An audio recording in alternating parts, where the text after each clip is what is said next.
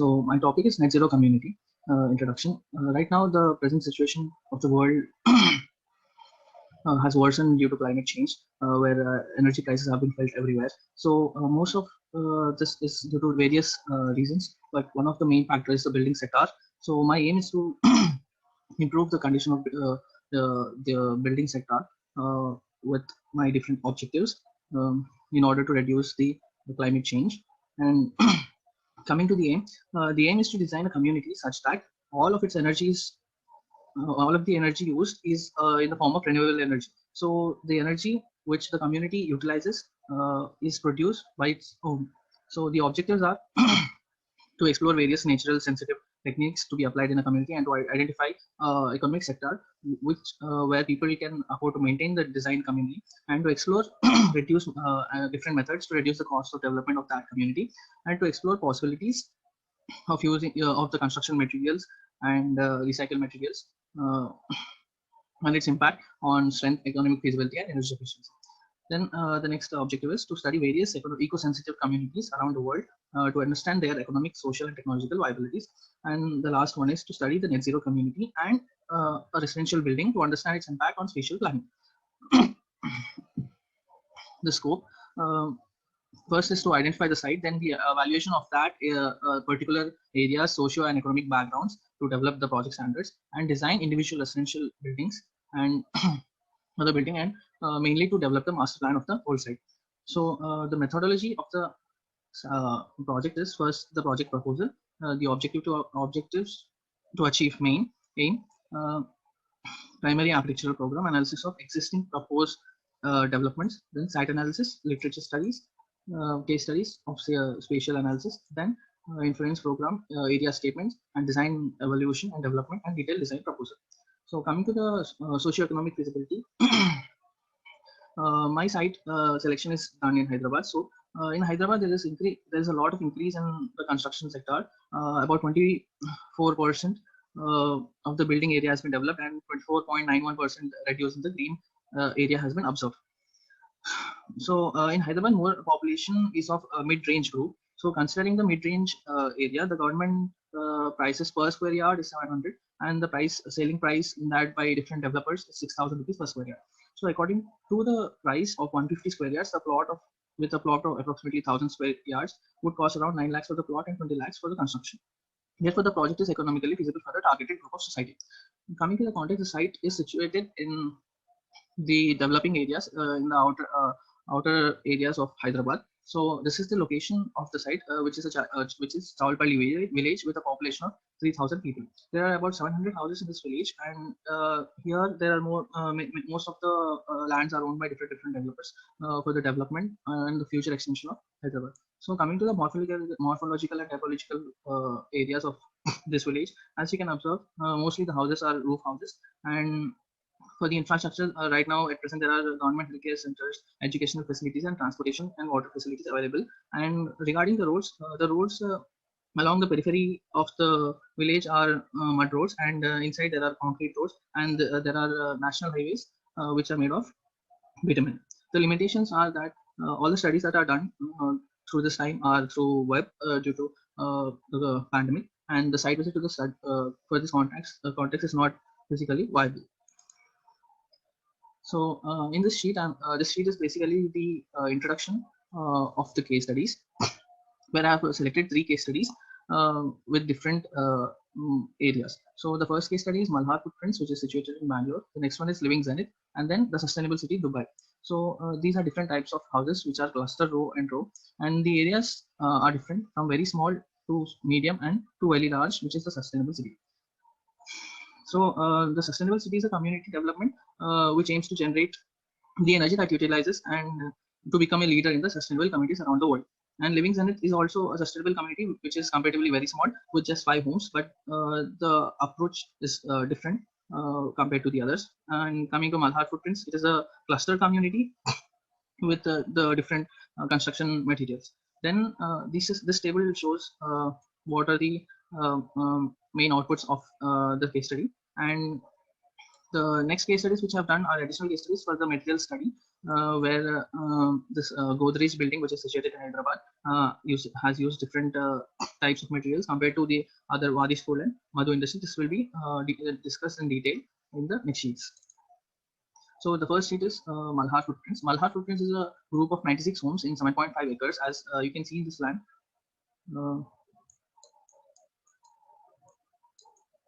This whole development is of 50 acres, but I've selected this area as has been developed already, which is 7.5 acres with 76 cluster houses. So the location is in Bangalore, 1.5 kilometers from Mysore Road. The architect is Good Earth by Stanley George, and it has achieved different awards like Hardcore Design Award, and etc. Now coming to the planning of this community, this planning is a cluster planning, as you can see. There are different clusters, which like 8 clusters specifically, and each cluster is having about 9 to 14 houses, and every cluster is having a common courtyard, which acts as a front yard, public front yard, and every house is having a private backyard. Now coming to the parking of this community, it has two types of parkings, which is surface parking and underground parking. So there are 3 different types of parkings on the surface: A, B, and C, and then underground parking starting from the surface parking itself. And above the underground parking, there is a volleyball court which can be used for children's play and other games. In this sheet, I've discussed about the designing of each house. There are 4 different houses with different floor areas.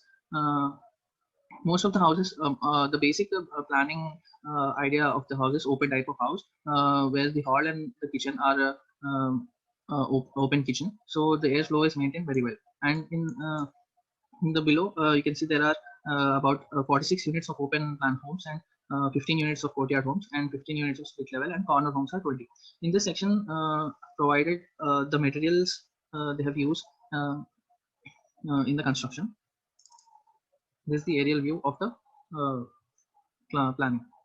Now coming to the materials and services, the materials they have used is mud. The foundation is made from the stone, but then the whole building walls are made from the mud collected from the excavation of the same area, and the CSCB bricks have been made in the site itself. Coming to the other parts of the house, the wood is actually recycled wood, and paints used for the construction are non-toxic and lead-free paints. The roofs are made of terracotta in order to reduce the heat gain. Now coming to the services that this community provides, it has solar heater, and the main service it provides is water management. The water management of this community is very well maintained and very well planned. In the water management, actually the rainwater is collected, and the water is treated and filtered and utilized for gardening purpose, and also for the toilets, as it is shown in detail in this section. The next community is Living Zenith. Living Zenith is the first net zero community in Utah. Utah is an area in Salt Lake City, USA. This community is mainly mainly focuses on net zero through very advanced technologies. The architect is Red Fish team. The design is open floor plan, and it has followed Feng Shui architecture. Coming to the planning, it has an area of about 0.6 acres, and it has 5 houses, and each 2 types of houses, and each house is about 2,500 square feet minimum, and maximum up to 3,100 square feet. So this is the planning of the house.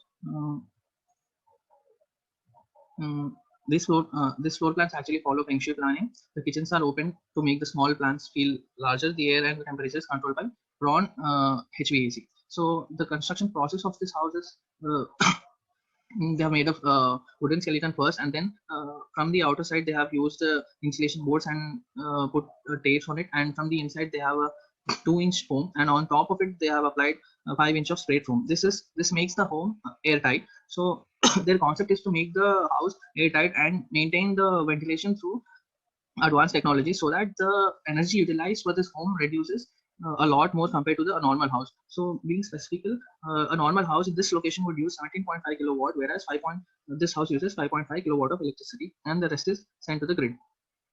Now coming to the sustainable city Dubai, this is the first and one of its kind community in Dubai. This community is situated in downtown Dubai, and which is just 20 minutes away from the airport. It has won many awards, and the area is 46 hectares, which is 113 acres. The architect is Vashra Architects. The planning is done such that it is done in grid planning, and it has about 5 clusters, and each of this cluster contains 90 courtyard villas, 8 garden villas, and 2 signature villas. And in the central area, it is a park. It is a water flow, a park-like structure where it contains 11 biodomes for greenhouses for urban farming. The water treatment plant and flowing water to the ponds also are present in this central area. The borders of of this community have been covered with 2,500 trees, 10 meters height to purify the air, and the entrance is kept open to achieve the LEED accreditation. So these are the different typologies of the houses. And the materials they have used are not very eco-sensitive materials. So coming to the services of this community, it has about 40,000 for photovoltaic panels, which creates about 10 megawatt per day, out of which 3 megawatt comes from the parking. As you can see in this plan, every community has its own parking zones, where the roof of all the parkings is covered with solar panels. And coming to the urban farming, as you can see, there are about 11 domes in this stretch, and each dome is like this with the fans and pads. The fans intake the air from like the fans are actually extinguishers which remove the air from the insides, and the pads are cooling pads. So this maintain the temperature inside for the plants to grow. Now coming to the other case studies, which is Wadi School. This is done by Mr. Surya Kakani. He has used the this was built after the Gujarat earthquakes. The architect has utilized all the waste that has produced due to earthquake to make a school, and these are different materials which he has used. For example, rubble for the walls and plastering for the walls with gypsum from which has been procured from sanitary ware from the industries, and the roof is of steel pipes. The steel pipes were collected from the wrecked ships. Fly ash bricks, the byproduct of thermal power plants. Now, this is Madhu Industries, active with an area of 3,500 square meters. It is situated by Ahmedabad, and the architect is same, who is Surya Kakani. And here also he has used all recyclable materials like fly ash and rice husk in the construction, which are really good insulators, and broken tiles which were obtained locally, and recycled steel from the demolished buildings, and red clay bricks used in construction. The construction is done with hollow blocks because the hollow blocks reduce the dead load of the slab, and steel is also used along with it. And there are on the periphery of the building, the walls are load bearing walls which reduce the amount of concrete used, and the steel is also reduced, and the labor time has also been reduced with that. Now, the third building is the Godrej Building Center, which is situated in Hyderabad by Karan Grover Architects. This covers an area of about 4.5 acres, and it has got LEED Platinum by USGBC in 2003. It is the India's first and world's third platinum rated building. So coming to the designing of this building, the building's 90% area is lit due to light wells provided everywhere. And the courtyard is visible from the entrance, office, cafeteria, and almost all the places. So this is due to the radial planning of the building. So from the courtyard, all the places can be visible easily. The plan is mostly circular, and the columns are arranged in the circular pattern, which maximize space and are open to surrounding. Coming to the sections, it has this building has 2 wind towers. These wind towers collect the wind and reduce the temperature to 80 centigrade. This is then passed to the AHU, and the load on the AHU is reduced to half of it. And coming to the solar photovoltaic cells, which are provided on the top of the building, with this provide 24 kilowatt of energy. 16% of total energy needed for the building is provided by these photovoltaic cells. Now coming to the materials, 80% of the building materials are recycled and post-industrial materials. 60% of these walls are constructed with fly ash brick and fly ash cement. The ceramic tiles which are used are the broken tiles, reused tiles, and gas is a material which is obtained from the sugarcane wood, which is used for the furniture of the whole building, and Tando stone, which is locally available in Hyderabad, has been used for the flooring.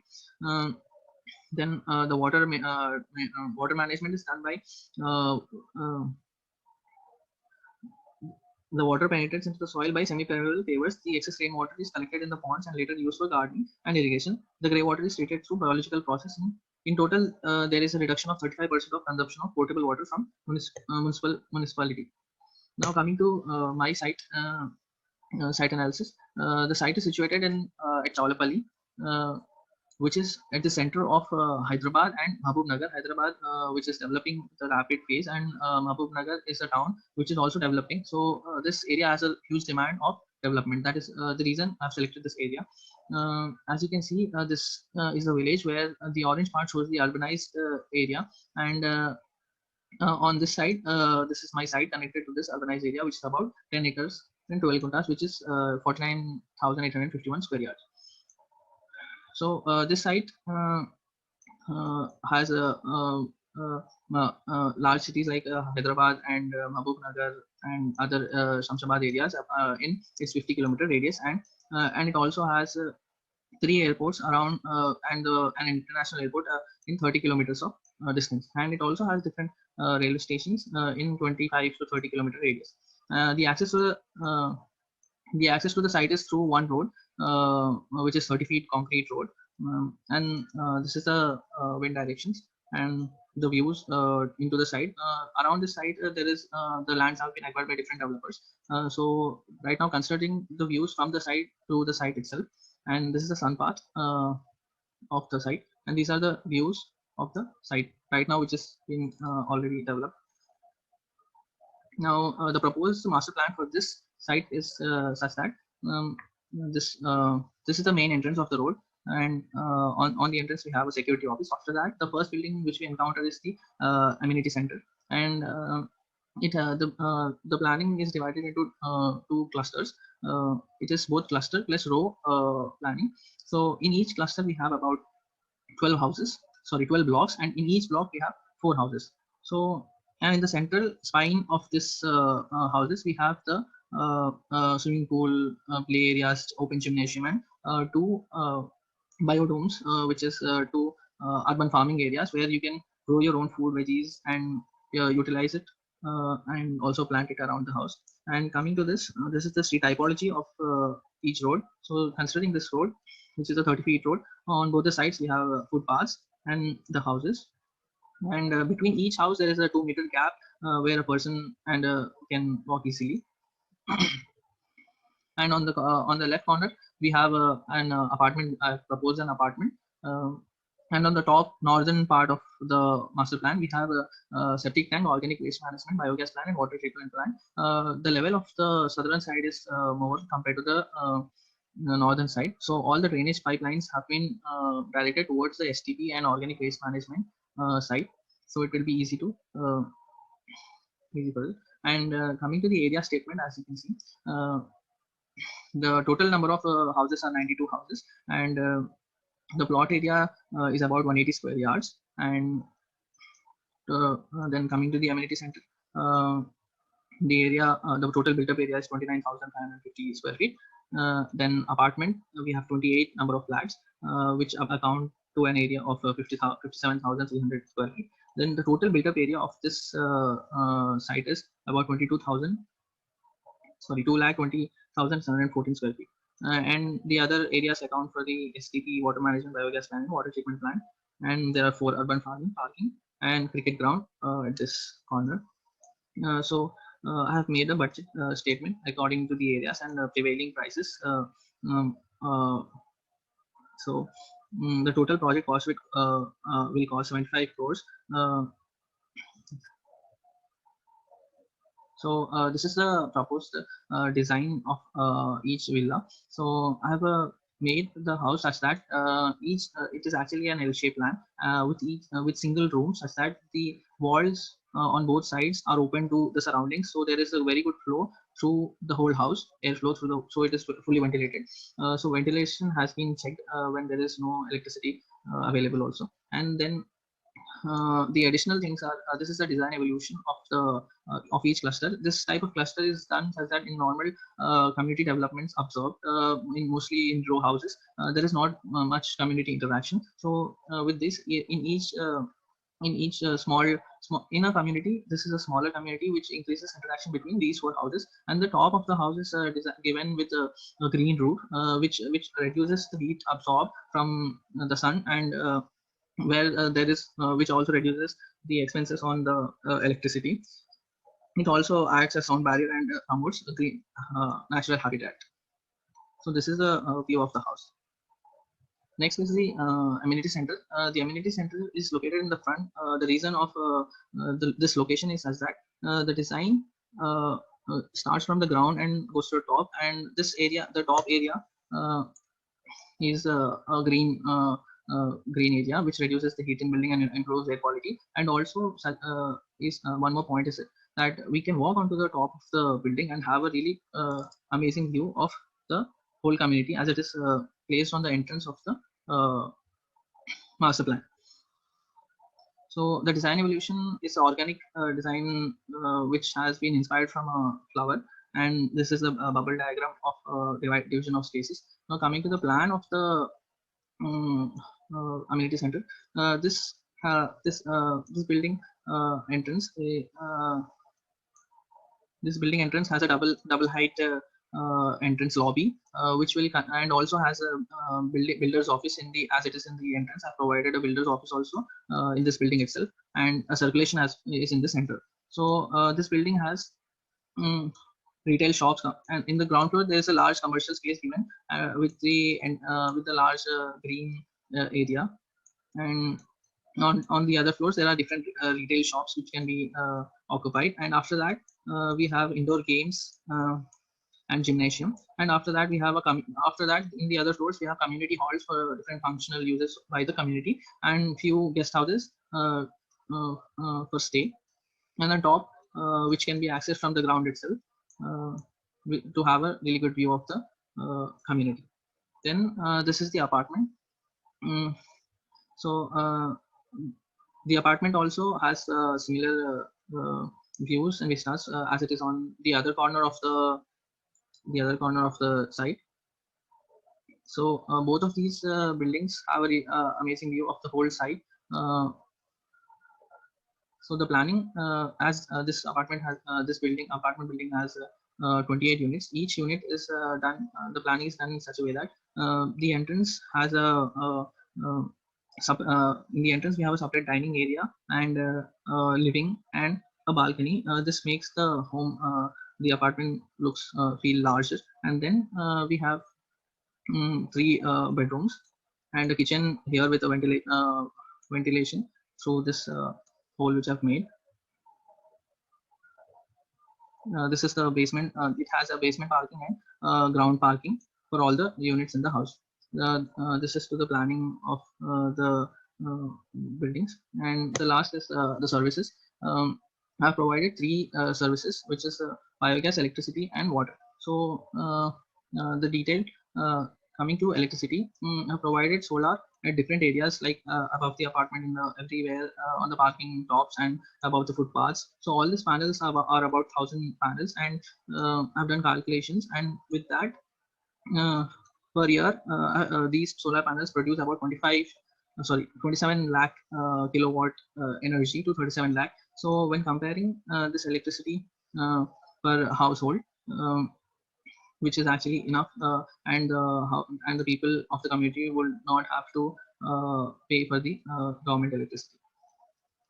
Then coming to the water management, I've calculated the average water use per person, then which will lead to the utilization of water per house, considering a family of 5, and then commercial building, and then apartment, and the total water use per annum have been calculated. Total is done, and this cost is compared with the water cost of a tanker, which is one tanker is about 5,000 liters tanker, which costs around 6,000 rupees, and the total cost has been calculated. So and after that is the gas. So these 3 main areas, which is energies, which are electricity, water, and gas, have been calculated. And in the gas also we have a biogas plant which has been proposed. This produces the gas utilized by the community in the community itself. All the calculations have been done, and the calculations have been done for about 10 years, and the amount which will be utilized for the construction of these 3 service blocks would be would make the community free of energy. The energy will be free for them after 10 years. Thank you.